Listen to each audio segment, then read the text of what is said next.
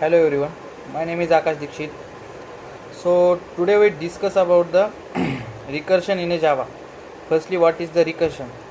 So basically, recursion it is a process which a method and the function can be called by itself again and again. It's called as the recursion, and this function can call by again and again, either the indirectly and the directly. This process is called as the recursive. This process called as a recursive. The any method that can be implement the recursion has into the two parts. Firstly, the method can be called itself is called as the recursive. Then the precondition can be used to stop the recursion. The precondition is necessary for the precondition can be necessary for the every recursion, because the precondition can be stop the precondition can used to stop the loop of the method. It means the we do not declare the we do not break the method. Our recursion can be goes into the infinite loop, and the result of the recursion is in the stack overflow. So the basic syntax of the recursion is the firstly the method name, then the firstly method name, then the precondition. If the precondition can be true, it can be goes into the base condition. The base condition can be start, then it can give the result written into return.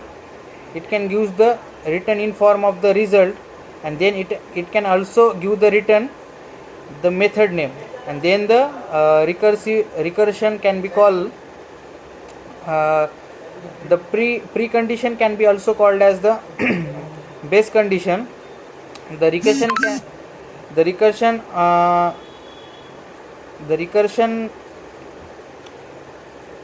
base condition recursion if we write the recursion program, it is necessary to the basic condition. If we do not declare the basic condition, our recursion can be goes into the infinite loop, and its result into the stack overflow. It is used for the biggest program can be converted in term of the smallest program. For example, we create a class of a calculation of the factorial number. Firstly, the public static void method, we can declare the three variable integer num is equal to 5, integer I is equal to 0, and integer fact is equal to 1. Then we can create a method public fact. Then we can create a method with the name of the public fact. In this method we can declare the precondition I is less than 9. Then we can declare a base condition. There the operation can be start. If the precondition can be true, then it can use the result. Return result, the factorial, and it can give the result return name of the method, and the call the recursion. Then we can use the why you can use the recursion in a Java. If we can use the recursion, it can convert the bigger program into the smallest. It means we can also add our implementations. The inner recursion, there is the stack overflow can be used. Firstly, what is meant by the stack overflow?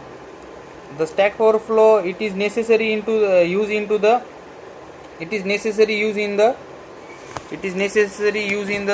our recursion, because when the any method and the function can be called at the state of the function, that time that functions can be store into the stack on the stack and on the stack. And when the functions can return the stacks when the functions can return the result, the stack is used for the recursive. If we can declare the any we cannot declare the any condition, precondition and the base condition. In that time the program can be run, but at the execution time our recursion can be goes into the infinite loop, and that's why its result can into the stack overflow.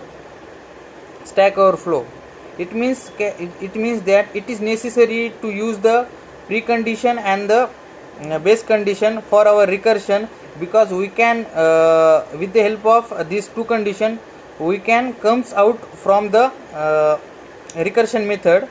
It means it can break the recursion condition.